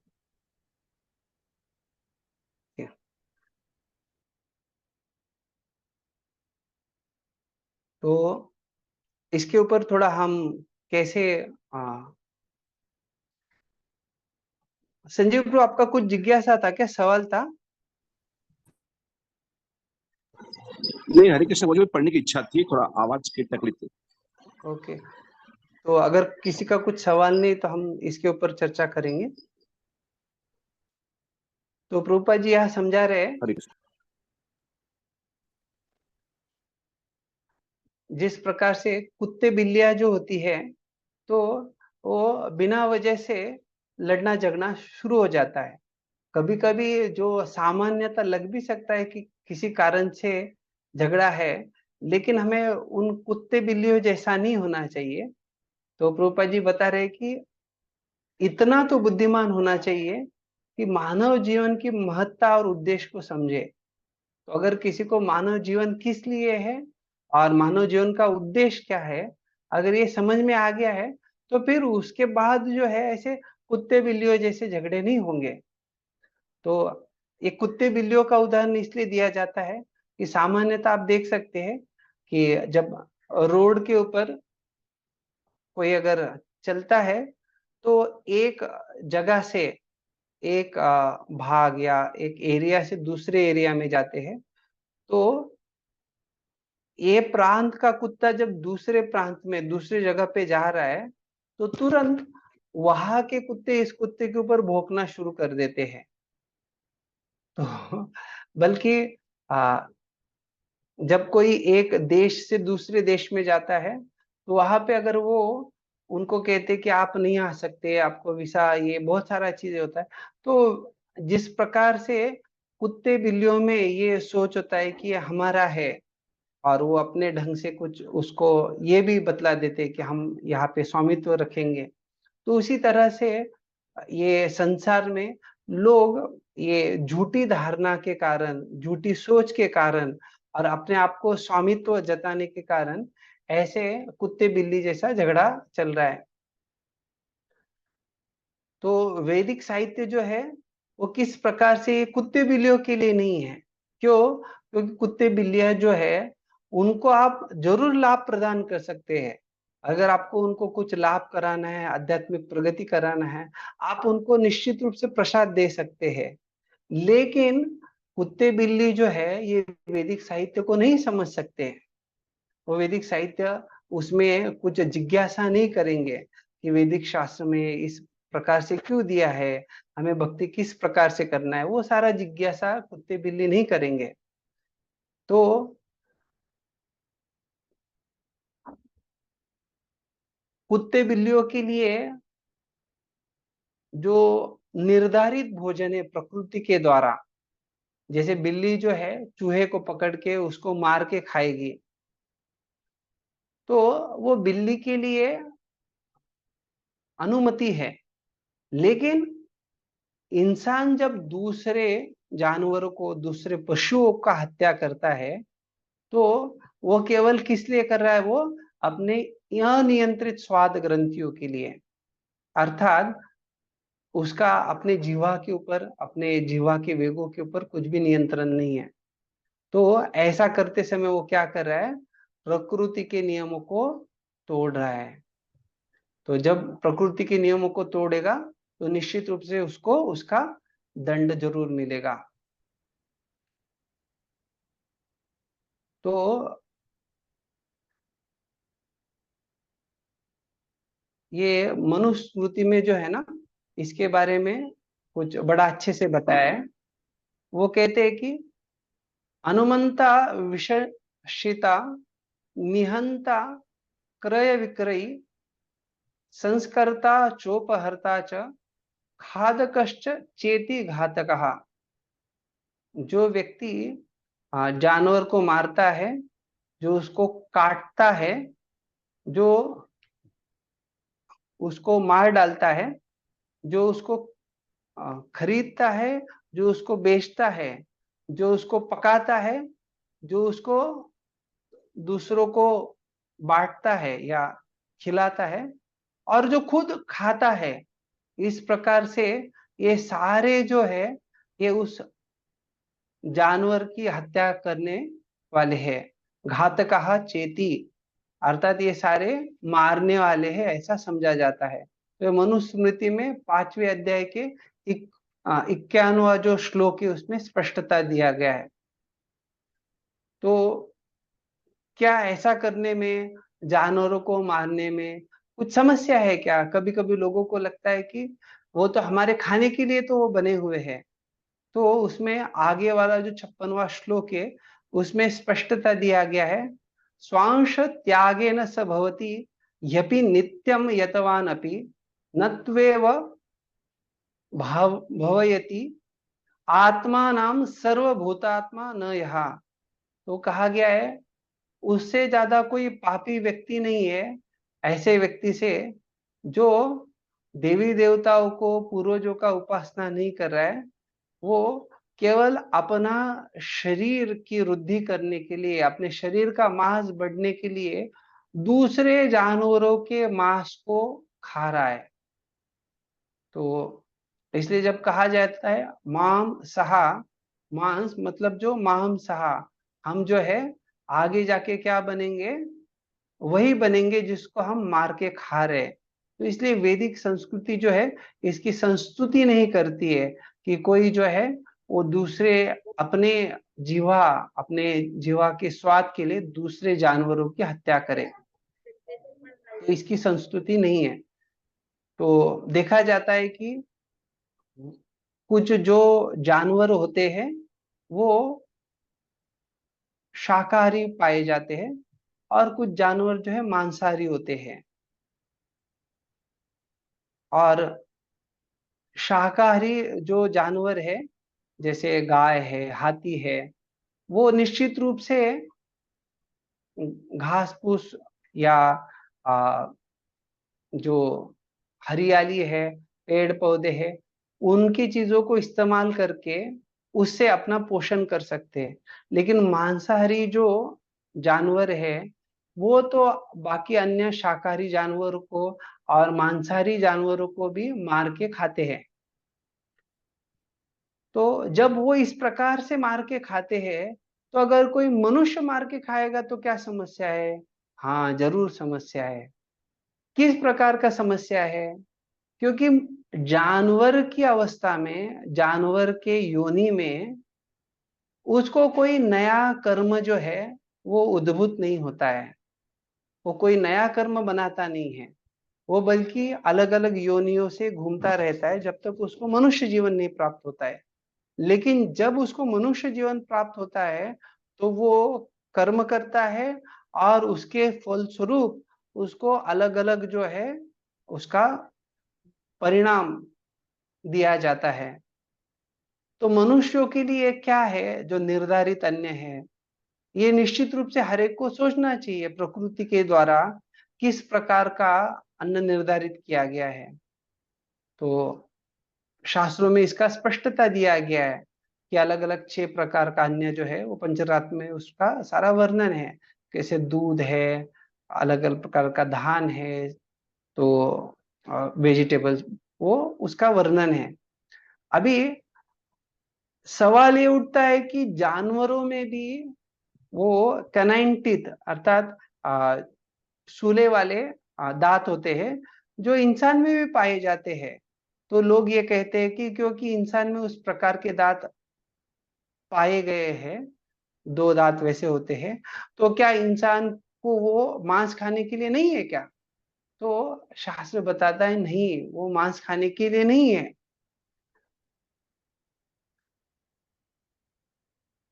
तो बहुत सारा अलग अलग तुलनात्मक दृष्टिकोण जब देखा जाता है, विज्ञान के आधार पे इसका अध्ययन किया जाता है, तो इंसान की जो आंत है इंटेस्टाइन, वो जो शाकाहारी जानवर है उनके समान होती है। बल्कि जो मांसाहारी जानवर होते हैं उनका आंत उनके शरीर के लंबाई के 3 गुना होता है और शाकाहारी जानवरों का उससे कई गुना ज्यादा होता है। और इंसान का शाकाहारी जानवरों के साथ मेल खाता है, अर्थात उनके जैसा ही है।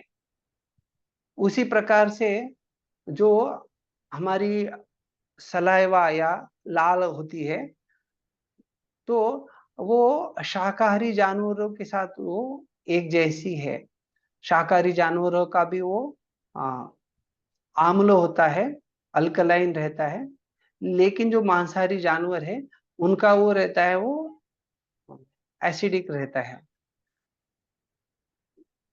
साथ साथ जो हमारे मोलार टीथ या हमारे जो दाढ़ होती है, तो उसमें ये पाया जाता है कि उसका पिछला हिस्सा जो है वो समतल रहता है। वो शाकाहारी मांसाहारी जानवरों में नहीं देखने को मिलता है।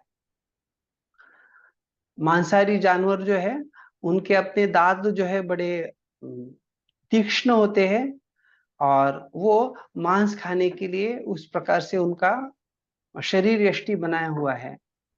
इसीलिए जब देखा जाता है, अगर कोई जियोग्राफी चैनल या डिस्कवरी चैनल पे ऐसे वो देखते हैं तो उनके ऐसे वीडियो और वो सारा प्रत्यक्ष रूप से दिखता है कि मांसाहारी जानवर जो है वो जब दूसरे जानवर को मार के खा रहा है तो वो जिंदा उसको पकड़ के अपने नाखूनों से फाड़ता है और फिर उसको मार के खाता है।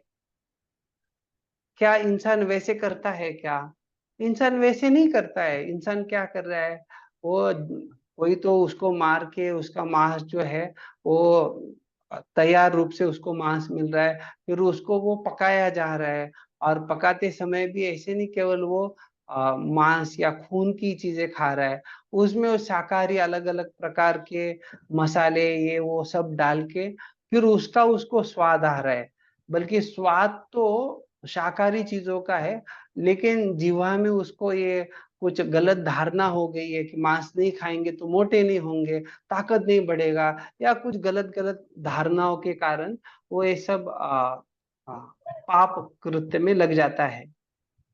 तो क्या ये पाप कृत्य वैज्ञानिक ढंग से सही है? तो विज्ञान भी इसकी संस्तुति नहीं करता है। तो कहा जाता है कि जैसे गुजरात में जब धरनीकंप हुआ था, तो वहां पे भी वो कुछ जगह जहाँ पे वो धरनीकंप हुआ, तो वहां पे ऑटोमेटेड स्लॉटर हाउस, वहां पे 24 घंटा जो है जानवरों की हत्या की जा रही थी। और जब इस प्रकार से नियमित रूप से हत्या चल रही थी, उसके कारण वो जो तरंगे है उनकी जो चिल्लाहट है, उसके कारण वो तरंगों के कारण, जिसको पेन वेव थ्योरी कहा जाता है, अर्थात दर्दनायक उनके दर्द के कारण जो तरंगे निकली, उसके कारण धरनी में कंप आया। तो ऐसा वैज्ञानिक जो है एक संशोधन भी है जिसको पेन वेव थ्योरी कहा जाता है। उसी प्रकार से ये जो पर्यावरण के जो अलग अलग उपलब्ध साधन है, रिसोर्सेस है, तो ये सारी जो चीजें हैं ये स्पष्ट दिखाती है कि जितना धान बनाया जाता है आ, एक एकड़ जगह या कोई जगह में, वो जितने मनुष्य खा सकते हैं, तो वो धान, और जो जानवरों के लिए आ, धान बनाया जाता है जिससे वो जानवरों को मार के मनुष्य खाए, तो देखा जाए तो जो मनुष्यों के लिए बनाया जाता है उसमें 10 गुना ज्यादा लोग खा सकते हैं जो शाकाहारी लोगों के लिए। और जो जानवरों को खिलाने के लिए धान बना के फिर वो जानवरों को मार के खाया जाता है, तो उसमें जो है निश्चित रूप से कम लोगों को आ, अन्न या उनका खाना प्राप्त होता है। तो इसका अर्थ क्या है कि जब कोई मांसाहारी बनता है तो वो कई सारे लोगों को खाने से वंचित करता है।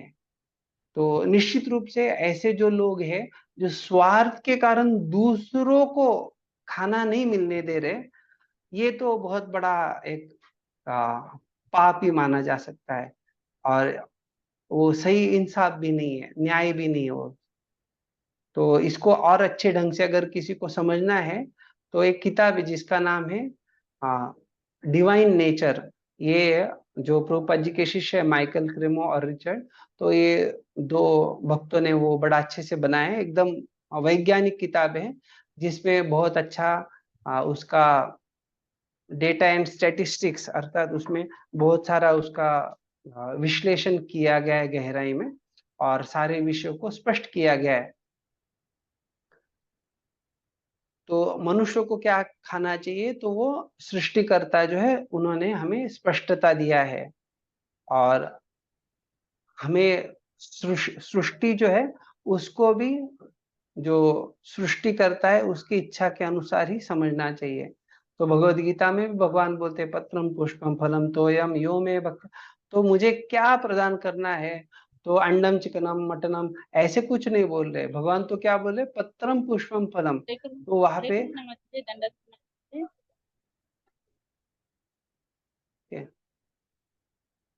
तो इसलिए हमें पंचरात्र में जो बताया है कि 6 प्रकार के जो खाना है वो हम स्वीकार कर सकते हैं। दूध, फल, फूल, धान, अलग अलग प्रकार के सीरियल्स, सब्जियां, तो ये सारी जो चीजें हमारे लिए है।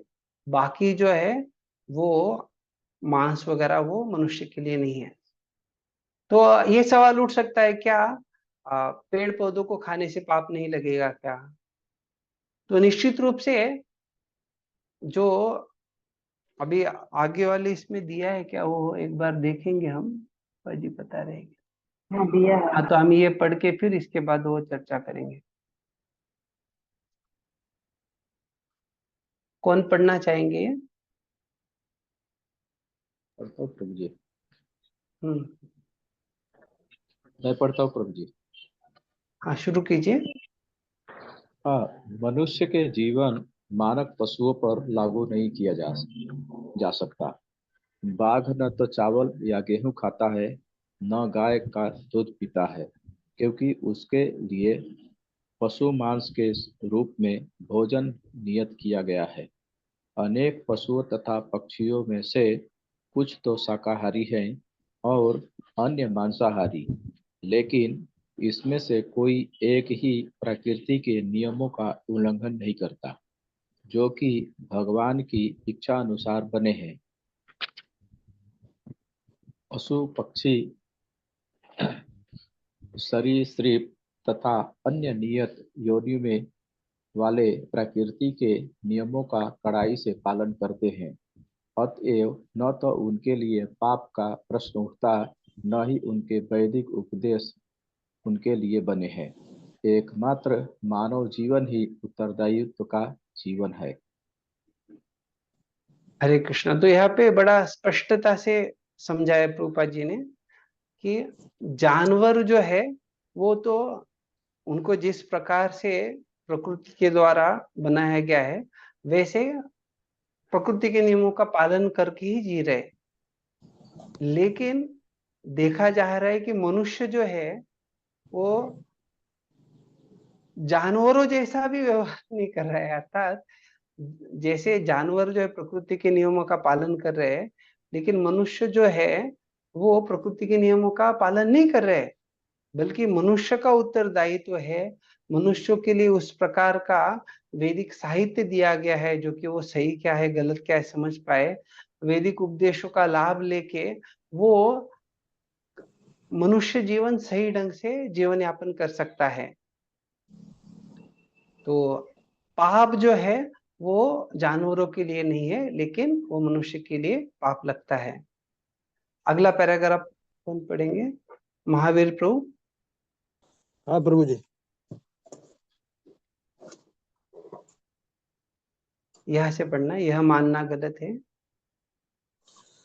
यह मानना गलत है कि केवल शाकाहारी बनकर कोई प्रकृति के नियमों के उल्लंघन से अपने आप को बचा सकता है। शाक वनस्पति में भी जीवन होता है और यह प्रकृति का नियम है कि एक जीव दूसरे के खाने के लिए है, किंतु बात तो मनुष्य द्वारा परमेश्वर को मान्यता प्रदान करने की है। अतएव मनुष्य को कट्टर शाकाहारी होने का गर्व नहीं करना चाहिए। पशुओं के पास इतनी विकसित बुद्धि नहीं होती जिससे वे भगवान को पहचान सके, किंतु मनुष्य इतना बुद्धिमान तो होता ही है कि वह वैदिक ग्रंथों से शिक्षा ग्रहण कर सके और उनसे यह जान सके कि प्रकृति के नियम किस तरह कार्य करते हैं और इस तरह से इस ज्ञान से लाभ उठा सके। यदि मनुष्य वैदिक ग्रंथों के उपदेशों की उपेक्षा करता है तो उसका जीवन अत्यंत संकटपूर्ण हो जाता है। अतएव मनुष्य को परमेश्वर की सत्ता को पहचानने और उनका भक्त बनने की आवश्यकता है। उसे हर वस्तु भगवान की सेवा में अर्पित कर देना चाहिए और उनको अर्पित किए गए भोजन का बचा हुआ भाग प्रसाद ही ग्रहण करना चाहिए। इससे वह अपने कर्तव्य का भली भांति पालन कर सकेगा। भागवत गीता अध्याय 9 के 26वें अध्याय श्लोक में भगवान प्रत्यक्ष रूप से कहते हैं कि वे शुद्ध भक्त के हाथों से शाकाहारी भोजन ग्रहण करते हैं। अतएव मनुष्य को न केवल कट्टर शाकाहारी बनना चाहिए अपितु उसे भागवत भक्त भी होना चाहिए और सारा भोजन भगवान को अर्पित करना चाहिए। तत्पश्चात केवल प्रसाद अथवा भगवान की कृपा ग्रहण करनी चाहिए। केवल वही लोग जो इस तरह से कार्य करते हैं मनुष्य जीवन के कर्तव्य का भली भांति पालन कर सकते हैं। जो लोग भगवान को अपना भोजन अर्पित नहीं करते वे वस्तुतः पाप खाते हैं और विभिन्न प्रकार के दुख भोगते हैं जो पाप के फल होते हैं। भागवत गीता अध्याय 3 के 13वें श्लोक भगवान के स्वामित्व धन्यवाद की प्रभु जी। अवमानना। ठीक है, हरे तो कृष्ण। ये जो हमने पैराग्राफ पढ़ा ये और अगला पैराग्राफ का चर्चा जो है वो हम अगले सत्र में करेंगे। आप में से किसी को कुछ जिज्ञासा है, कुछ सवाल पूछना है? हरे कृष्ण प्रभु जी। हाँ ये प्रभु जी आपने जो एक बताया कि ध्वनि के बारे में प्रकृति और अपरा ध्वनि के बारे में एक बताया प्रभु जी आपने, तो वो थोड़ा मुझे कंफ्यूज है प्रभु जी, मेरे को थोड़ा समझ में नहीं आया। हाँ, आपको क्या नहीं समझा? अगर पूछेंगे तो अच्छे से जवाब दे पाएंगे। प्रभु जी प्रकृति और अप्रकृति जो है वहाँ पर आपने ध्वनि के बारे में कुछ बताया ना कि नहीं, ये बताया कि एक है जैसे प्राकृत ध्वनि और दूसरा होता है अप्राकृत ध्वनि। प्राकृतिक ध्वनि। हाँ यस प्रभु जी, वही प्रभु जी थोड़ा बताइए। तो मतलब वो क्या, मतलब दोनों में क्या ये है वही मुझे समझ क्या अंतर क्या? ओके। तो प्राकृत का अर्थ है जो प्रकृति के द्वारा, अर्थात ये भौतिक सृजन में जो आता है उस ध्वनि को प्राकृत ध्वनि कहा जाता है। लेकिन जो भगवान के द्वारा आ रहा है वो अप्राकृत ध्वनि है। तो जैसे हम कहते हैं कि भगवान के द्वारा जो अलौकिक कंपन है तो उसके द्वारा स्फुरित, जैसे परंपरा में आता है कि भगवान ने ब्रह्मा जी को ज्ञान दिया, ब्रह्मा जी ने नारद मुनि को, नारद मुनि ने व्यासदेव को, तो ये अप्राकृत ध्वनि है। तो वैदिक मंत्रों में विशेष रूप से जो श्रुतियां है वो अप्राकृत ध्वनि है, वो प्रत्यक्ष रूप से भगवान से आ रहा है। और जो बाकी भी जो है जैसे स्मृति न्याय है, क्योंकि वो ऋषि मुनियों ने भगवान का ही संदेश जो है उसको अपने शब्दों में वो और अच्छे ढंग से हमारे लिए प्रस्तुत किया है, तो वो भी अप्राकृत है क्योंकि उसमें उन्होंने कुछ उसके जो हेतु है उसका उसको नहीं बदला है। लेकिन जब हम प्राकृत ध्वनि कहते हैं तो ये सांसारिक चीजों के संबंध में, जैसे जानवर होते हैं तो वो आहार निद्रा भय मैथुन इसके बारे में ही वो सोच सकते हैं और उसके बारे में उनकी गतिविधियां होती है। तो जब कोई व्यक्ति जो है ये जानवर जैसे गतिविधियों में उसके बारे में चर्चा करता है, उसके बारे में सोचता है, उसी के बारे में बोल रहा है, तो ये जो कंपन है उनकी जो बातें हैं जो ऐसे प्राकृतिक है जिसका भगवान से कुछ संबंध नहीं है, तो उसको प्राकृत कहा गया है। आपको ये समझ में आ गया दोनों में क्या अंतर है माता जी?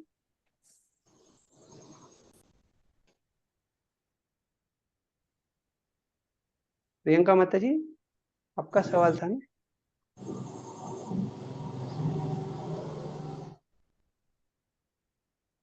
ठीक है, अगला आश्रय गिरिराज को क्या सवाल है आपका?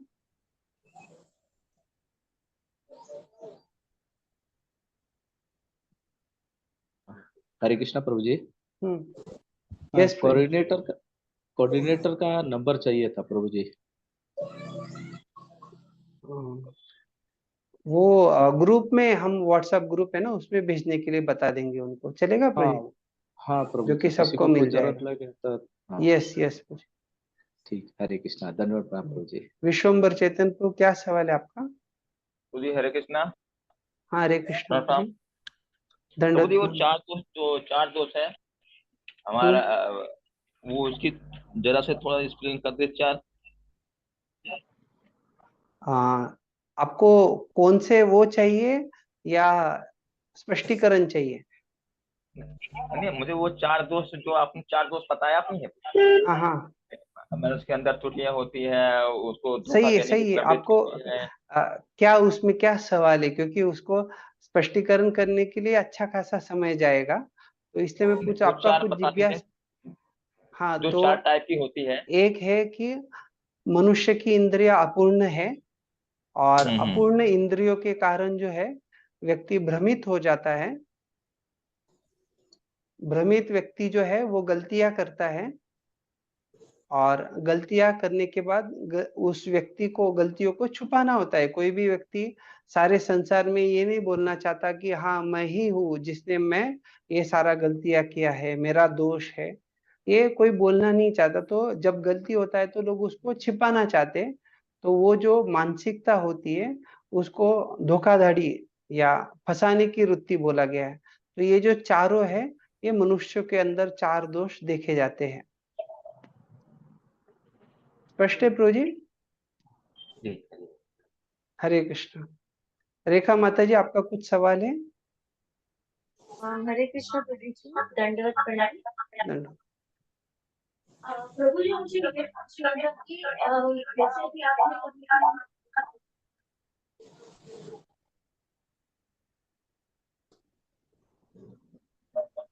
हरे कृष्ण, मुझे तो आपका कुछ आवाज नहीं आ रहा है माता जी, तो मैं आपको विनती करूंगा आप जो है वो मैसेज करेंगे तो अच्छा रहेगा। आप में से दूसरा कोई सुन पा रहा है माता जी क्या आप बोल रहे हो?